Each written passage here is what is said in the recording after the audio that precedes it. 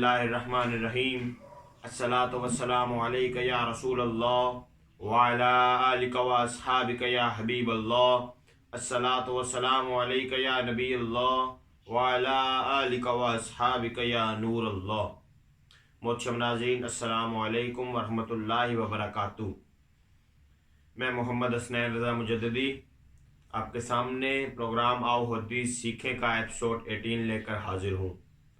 मोहतरम नाज़रीन, आप में से जो अहबाब हमारे साथ रेगुलर शरीक होते हैं वो इस बात को जानते होंगे कि हमने अहादीस आमाल में अकीदा तौहीद व रिसालत में से अकीदा रिसालत व ख़त्म नबूवत पर 2 अहादीस मुबारका सुनी सुनाई थी।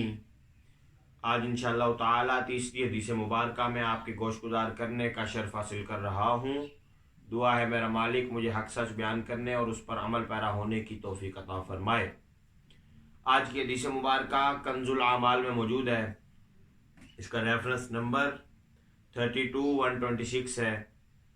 हज़रत कतादा रदी अल्लाह ताला अन्हो से रिवायत है कि मेरे करीम आका ने इरशाद फरमाया, मैं तख्लीक के एतबार से लोगों में सबसे अव्वल और बेइज्जत के एतबार से सबसे आखिर में हूँ।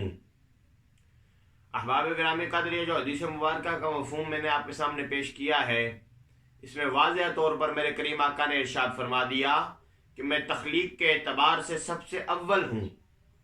वो एक और हदीस मुबारका का मफ़हूम है कि मेरे करीम आका ने इरशाद फरमाया, मैं तब भी खातमुन नबिय्यीन था जब अभी आदम मिट्टी और रूह के बीच में थे।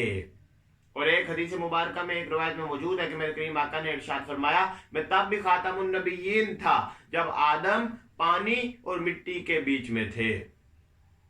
अहबाब गिरामी कद्र, इस हदीस मुबारका से साफ वाज़ेह हो गया कि जब कुछ नहीं था, जब ना ये ज़मीन थी, ना ये ज़मा था, ना आसमां था, ना मकान था, जब था भी नहीं था, एक बनाने वाला खुदा था और एक बनने वाला मुस्तफ़ा था।